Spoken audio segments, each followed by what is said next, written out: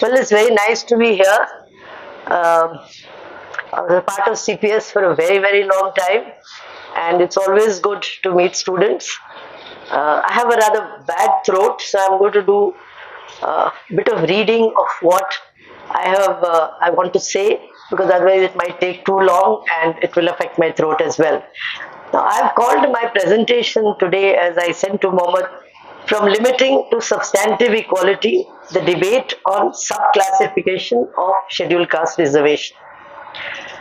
Now, if we wish to understand the present-day controversy over subclassification of scheduled caste reservation, I think we first need to look very briefly at the ideas of the founding fathers of the Constituent Assembly. At the same time, much social, economic, and political change has taken place in post-independence India since the Constitution was framed, and we need to examine how and why we have moved from notions of limiting equality to substantive equality as the Supreme Court has framed the debate. It is against this background that it is possible for us to look at the debate, and I'm sure others will have more to say about it as well. Sorry. While the Constituent Assembly debates are very extensive, I am just going to focus or just mention two basic ideas. First, the importance that was given by the Constituent Assembly to providing reservation to groups rather than the individual. As we know, in India, the makers of the Constitution, in dealing with historically disprivileged groups, adopted the principle of group equality due to the specific historical context in which the Constitution was framed. They provided for the recognition of special claims of certain groups, reservation for historically disadvantaged groups such as the scheduled caste who suffered untouchability, based on two principles: equalization of opportunity structures and inclusion of excluded and marginalized groups into the mainstream of social and political life. Reservation through state intervention was designed to limit the forces of competitive capitalism, and it was hoped that the forces of modernization would establish universal values. Second, while much of the debate on group rights in the West has been on the conception of cultural difference, especially in the US, in India it is based on the idea of on discrimination based on ascriptive identities. So in the Constituent Assembly, it was caste and obviously not class. That was the criterion for identifying the beneficiaries. Reservation was not meant, I agree, for removal of poverty and class-based differences. But as some parts of my paper might also put forward, it was expected to contribute to narrowing such differences, leading ultimately to universal identity of citizenship. Now, what has been the result of what was expected by the founders of the Constituent Assembly? In actual practice, reservations have not created equality of opportunity for large sections of the scheduled caste. Rather, the results have been contrary to what was envisaged by the constitution makers. Reservation was meant to introduce equality by recognizing group identities and privileging them over the individual. But in actual implementation, the whole group does not benefit. Only individuals gain. In fact, it is the upper crust, as it's often called, that gets the benefits. Consequently, a significant number have definitely gained, but such redistribution has not been spread evenly, which has produced a small and privileged class, while the large majority remains marginalized with little access to opportunities. Second, scarcity, as we know, of reserved jobs and seats which have either not been filled in recent years or have been shrinking, creating increasing competition and complaints of underrepresentation by subcaste, leading to conflict and violence at times. While state intervention is a critical factor in the uplift of the scheduled caste, the pattern of economic development in post-independence India has been very crucial in determining the impact of reservation policies. Reservation was not meant to remove market competition, but to restrain it definitely in certain areas. Only a small section have benefited. Capitalist development in the countryside, with the failure of large-scale industrialization, increased existing inequalities. Certain subcastes who, for structural and historical reasons, were economically and educationally better placed to take advantage of the benefits of reservation, have advanced at a faster rate. And we all know who they are. For example, Chamars in UP, the Mahars in Maharashtra, the Vankars in Gujarat, Malas in Andhra Pradesh, and so on and so forth. While others such as the Mangs, the Valmikis, Madigas, and all feel left behind. sorry, it is true that the situation changed in the 1980s, especially in South. For example, in Andhra Pradesh, where government reports had reported increasing differences earlier. Between 1976 and 1981, there was a very rapid expansion of scheduled castes in the bureaucracy, with the emergence of a new generation of educated scheduled castes. And the number of scheduled caste gazetted officers, non-gazetted officers, officers in public sector undertakings, non-supervisory technical staff. I won't go into the percentages. I have them in case you're interested. Uh, Increased. By 1986, the scheduled caste and the backward caste together made up 46% of all employees in the state administration. However, most were in the lower rungs of the government. More important, where the scheduled caste was concerned, the number of those who could make use of reservation and obtain government employment had increased, but the number of those who were illiterate, poor, and unable to make use of these policies remained as large, or in fact very large. The Elaya Perumal Committee report, I think it was 85 if I'm not wrong, held the number who had made use of reservation policies were a negligible proportion. The large majority still followed their traditional occupations of leatherworking, scavenging, agriculture labor, etc. So by the end of the 1980s, what we have in large parts of the south, but here I've taken the example only of Andhra Pradesh, small urban-based privileged class were able to make progress, and in Andhra Pradesh they constituted less than 4% of the scheduled caste population, but they were the most articulate and the most aware section. By the 1990s, the removal of discrimination and exclusion through equalization of opportunities, which was the principle on which reservations were based, were no longer significant. Social groups began demanding division and extension of specific quotas to smaller groups. In fact, the issue is quite old and can be traced to the B.N. Lakur Committee, constituted as early as 1965, which had observed that the welfare benefits were concentrated in numerically large and politically well-organized communities. As Mohammed mentioned, in Punjab, you have the notification giving preference to Valmiki and Mazhabi Sikh castes. In the 1990s, we have the well-known Madika Reservation Purata Samiti, where, as you know, the government divided the quota into A, B, C, D into 4 groups. But of course, ultimately the Supreme Court struck it down in 2004. But by the 2000s, many states, whether it's the Hukum Singh Commission in UP 2001, the Lahuji Salve Commission Maharashtra 2003, Sadashiv Commission Karnataka 2005, and many others had already been set up. And so there was increasing awareness of what was required. Also meant to be a temporary measure, reservation became a feature used by political leaders at the center and in the states to gain support. As a result, more and more groups began demanding quotas to safeguard sectional interests. This led to a shift in the discourse and practice of group rights from equality of opportunity and inclusion of marginalized groups to appropriate representation or fair shares for subcaste groups based upon a principle of equalization or social justice. As a result, reservation today is viewed as based upon representation of distinct subcastes. It has not worked as a common good but become the source of divisions and consciousness of separate rather than plural identities, creating divisions among the scheduled castes. In politics, reservation has increased already existing divisions and awareness of subcaste identity, as a result of which a united Dalit movement has not been possible in most states. It is against this backdrop that we can look at the Supreme Court judgment. Supreme Court in its verdict on August 5, 2024 seems to have recognized the changes that have taken place, two kinds of changes. Changes within the Dalit community and changes in Indian society since the formation of the constitution, and particularly in more recent times. It has expanded the scope of reservation while interpreting the constitution. The 7-member bench in a 6-1 judgment held that Dalits do not constitute a homogeneous community and allowed state governments to subdivide the reservation quota for scheduled castes. This would provide distributive justice within the highly heterogeneous scheduled caste community. While there may be many issues with the exact recommendation and implementation of this judgment, This is a step forward in the long history of India's jurisprudence on reservation, and on balance, this judgment would help deepen policies and politics of social justice at a time when reservation policy itself is facing opposition. The point of contention since independence has been the correct interpretation of Article 341 of the Constitution that empowers the President to notify the list of castes to be deemed as scheduled castes throughout the country. The Chief Justice of India pointed out that the Supreme Court initially in judgments, you see, he made a very long speech during his judgment, and it's there in the judgment as well.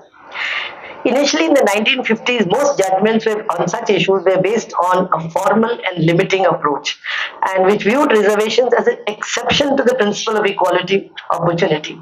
For example, the Champak Dorai-Rajan case, 1951. But gradually this underwent change, extending it to educational institutions, to promotions, etc., etc. I won't go into all the other cases. If you want, we could discuss them later. In 2004, a 5-member bench of the Supreme Court did outlaw any policy that sought to subdivide the scheduled caste category for purposes of creating quotas. And in the E.V. Chennaya case, the bench unanimously held that scheduled castes across all states were a homogeneous class that could not be subdivided. However, over the last 7 years, the Supreme Court has given a number of rulings which have referred to the concept of substantial equality, something you didn't notice until this judgment came up, to stress that reservation is a facet of merit and not an exception to the merit rule. Continuing in this vein, in August 2024, the Supreme Court reframed the quota versus efficiency question. In essence, it sees reservation as reflecting the mandate of substantial equality enshrined in the Constitution and not as a concessionary exception to the equality rule. So the ruling is an emphatic repudiation of the binary of reservation and merit. Chief Justice Chandrachud emphasized the concept of substantial equality. By that he meant the principle that the law must account for the different backgrounds and historical injustices faced by persons or groups. The court viewed the Constitution as advancing a more substantive reading of the equality provision, expanding the sphere and scope of reservation to ensure that the benefits trickle down to those who need it the most. The Chief Justice of India's conclusion about the efficiency of administration to promote inclusion and equality is a big positive of the judgment. Of course, the same was not actually extended to the creamy layer. It was not discussed by the court. But there was only this, a sort of spirit pervaded the majority opinion that any classification within the social justice policy must be reasonable and rational. And it reaffirmed the long-standing demand that you require evidence and therefore you require a caste census. Let's look very briefly now at the politics of reservation. You see, the law is one thing, but what people want and what its politics are quite different. A judgment like this is bound to raise controversy in politics. It could be viewed as leading to dilution of reservations or as aiding the ruling party's designs to divide Dalits. Such readings ignore ground reality of internal differences and discrimination accompanied by political resentment among the most disadvantaged Dalit communities. Much has changed since the Constitution was framed, and there is perhaps need to revisit reservations to fulfill the promise of equality in the Constitution, keeping in mind the realities of the scheduled caste community today, particularly the poorer sections. And here, I think I would like to mention what I think are two reasons at least. I could go on, but I'll give two major reasons. One is rising aspirations in the 2000s among the smaller and poorer Dalits in the Hindi heartland. Good example being Uttar Pradesh.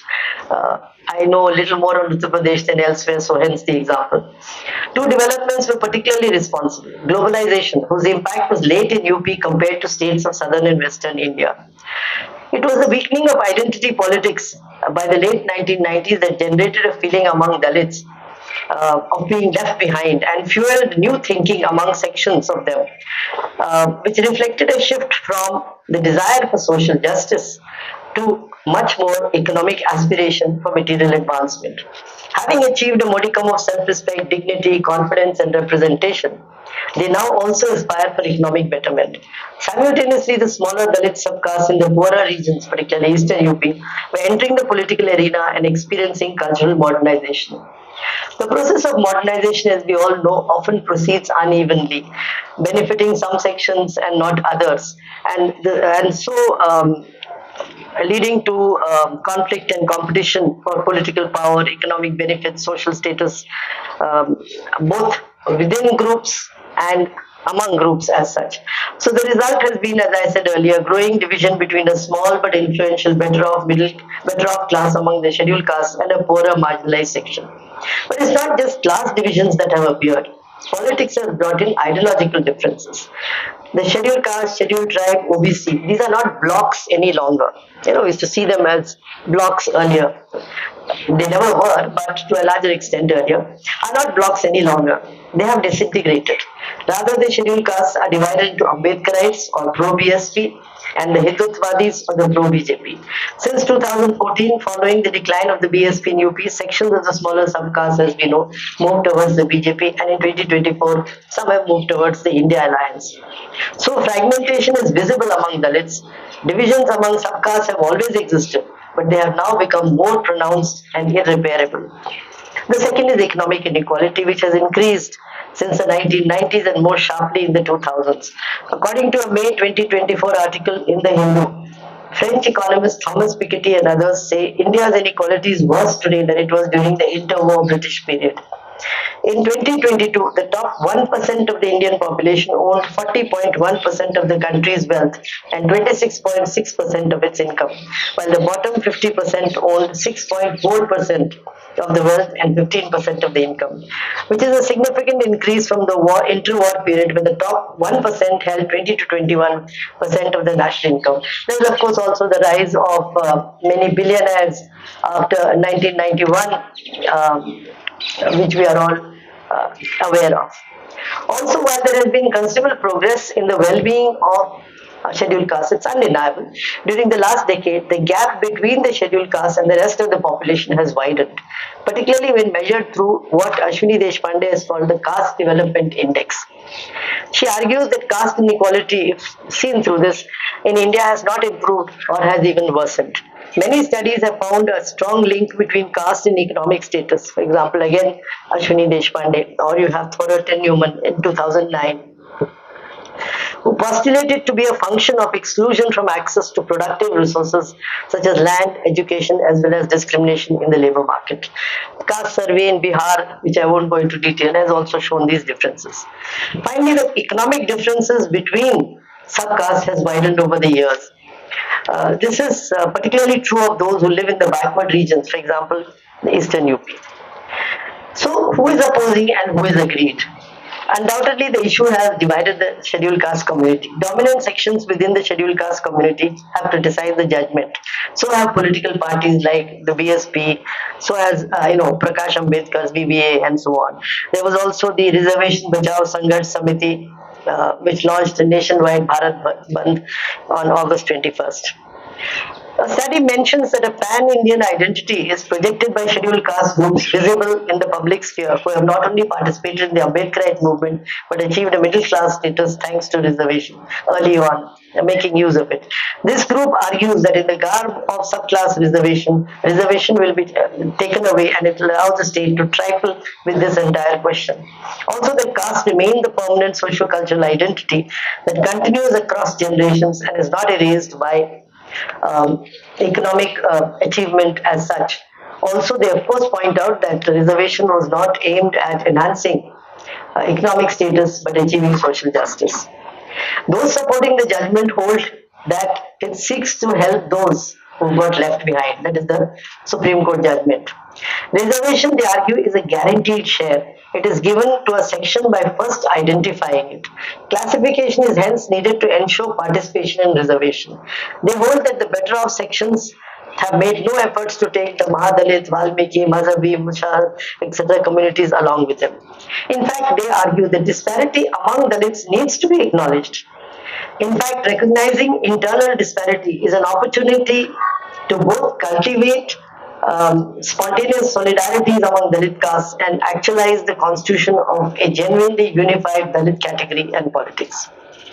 Now, having said all this, I would also like to point out the problems of implementation. While while many of us may agree that classification is required, there are tremendous problems in implementation, and these I think need to be recognized. No amount of debate over creamy layer or sub-quota or whatever would yield any concrete result until the real issues are addressed. One is lack of data. Many of these debates are being conducted in a very sterile environment of hardly any data, particularly recent data. Secondly, politics would have to be set aside. The Supreme Court held that there must be a rational principle for this division, and the principle must have that it should be quantifiable, demonstrable, reasonable grounds, subject to judicial scrutiny. There should be no micro classification, etc., etc. And so many would argue that a caste census is needed. Thirdly, large number of jobs today are in the private sector. Government jobs have shrunk, nor are existing government jobs being filled up. Fourthly, even if these government jobs were to be filled up, it would be very difficult to do that, whether it be in academics, the police, railways, health sector, etc. The problem is deteriorating educational standard in government schools, where the children of weaker sections of society go in overwhelming number. Fifthly, poverty remains high, making it difficult for many to use the reservation quota in education and employment. As someone told me when I did field work, reservation is a market phenomenon and entails competition. Only if a family can send a child to school, reservation can be used. Even if education is free, there are other costs. You've got to buy a uniform, you've got to buy books, you've got to have access to a school, you have to take a child to a school, especially if it's a girl, and so on and so forth. Reservation is promised by governments, but the groundwork needed is not done. In conclusion, I'd like to raise one question. Can the concepts of social justice and economic development be exclusive to each other given the kinds of demands being made? Today, the smaller subcastes among Dalits believe there can be no social justice without economic prosperity.